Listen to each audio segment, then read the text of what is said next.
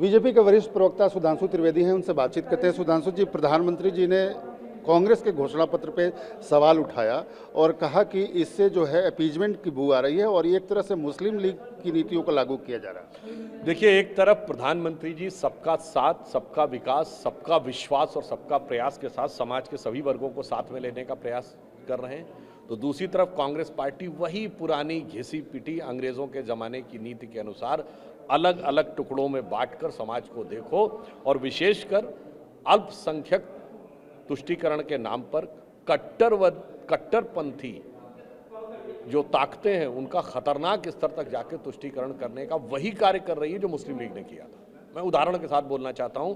बहुत से लोगों को लगता है कि मुस्लिम लीग का मुद्दा तो पुराना है, इसका आज क्या कॉन्टेक्स्ट है, तो मैं बताना चाहता हूं कि कांग्रेस पार्टी का आज भी मुस्लिम लीग के साथ गठबंधन है केरल में। और कांग्रेस के लोग जो ये कहने का प्रयास करते हैं कि ये वो मुस्लिम लीग नहीं है, ये दूसरी मुस्लिम लीग है, तो मैं विनम्रता के साथ और दृढ़ता के साथ ये बताना चाहता हूं कि आज की इंडियन यूनियन मुस्लिम लीग जिसके साथ कांग्रेस का गठबंधन है, जिसकी स्थापना मार्च 1948 में हुई, जिसके पहले अध्यक्ष मोहम्मद इस्माइल पार्टीशन से पहले की जिन्ना की मुस्लिम लीग के मद्रास प्रेसिडेंसी के अध्यक्ष थे, तो नाम बदल लिया तो फितरत बदल गई। अब फितरत भी नहीं बदली। इन्हीं मुस्लिम लीग के सदस्यों ने संविधान सभा में मुसलमानों के लिए अलग स्थान, मुसलमानों के लिए अलग नियम, मुसलमानों के लिए अलग निर्वाचन क्षेत्र की मांग की और इस मांग को खारिज करते हुए सरदार पटेल ने पूरी दृढ़ता के साथ उन्हें लगभग झाड़ लगाते हुए ये बात कही थी। 28 अगस्त 1947 की संविधान सभा की प्रोसीडिंग में कोई जाके पढ़ ले, उन्होंने कहा, जब उस समय मुस्लिम लीग के एक सदस्य, शायद उनका नाम सिराजुद्दीन मोहम्मद था, जिन्होंने कहा कि हम छोटे भाई हैं, आप बड़े भाई हैं, अगर आप हमें अलग पहचान और अलग चुनाव लड़ने की व्यवस्था कर देंगे तो अच्छा रहेगा। उन्होंने कहा बहुत हो गया बड़े भाई छोटे भाई की बात। सरदार पटेल का ये स्टेटमेंट है कि भारत के ज़्यादातर मुसलमानों ने पाकिस्तान बनने के पक्ष में मतदान किया है, परंतु जो बात हो गई उसे भूल जाओ, अब इस बात पे विचार करिए कि देश के विकास के लिए आप कैसे साथ आ सकते हैं। तो हम तो उस विचार की बात कर रहे हैं, प्रधानमंत्री जी उसकी बात कर रहे हैं, मगर ये उन्होंने कहा अलग स्थान, अलग नियम, अलग चुनाव क्षेत्र, इसकी बातें समाप्त कर दीजिए। कांग्रेस घूम फिर के उसी के ऊपर आ रही है। इसलिए कह रहे हैं ये वही मानसिकता है जिसने देश को उस समय खतरनाक स्थिति में पहुंचाया था, 100 साल बाद भी उससे सबक नहीं लिया। लेकिन कांग्रेस कह रही है कि उसके घोषणा पत्र में ऐसी क्या बात है जिसमें मुस्लिम लीग की बात कहने की जरूरत आ गई। जब वो ये कहते हैं कि उनके लिए एक अलग नियम होना चाहिए, अलग कानून होना चाहिए, तो ये पर्सनल लॉ की बात नहीं है।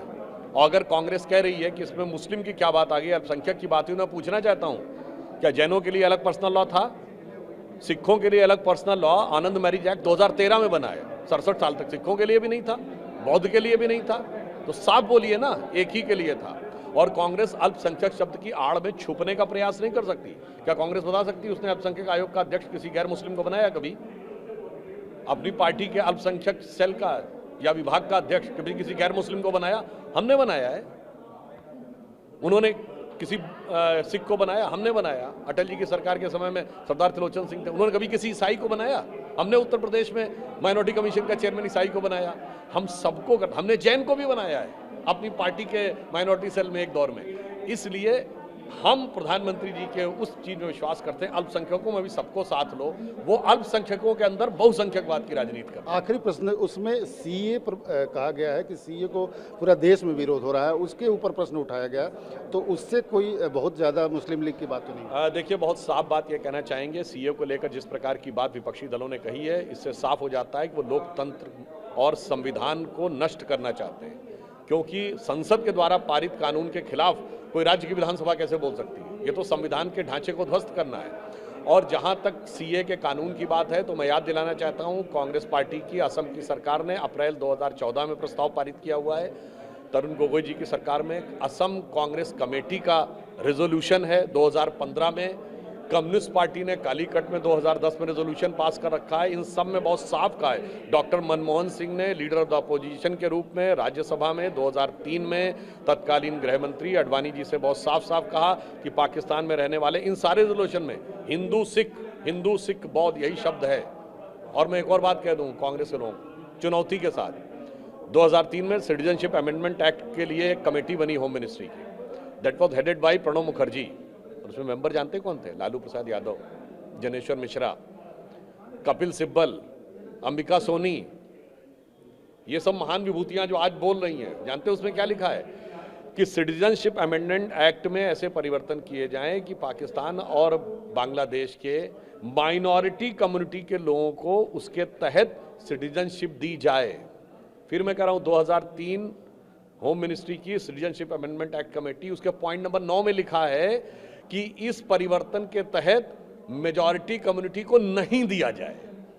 इसके बाद भी कुछ कहना शेष रह जाता है। इसीलिए कहते हैं राजनीति में विश्वसनीयता का संकट ऐसे नेताओं को वैसे आता है, कहते कुछ हैं करते कुछ हैं, बोलते कुछ हैं करते कुछ हैं, संसदीय समितियों में कुछ और लिखते हैं और बाहर आकर कुछ और चीखते हैं। बहुत बहुत धन्यवाद। आमोद राय, TV9 भारतवर्ष, दिल्ली।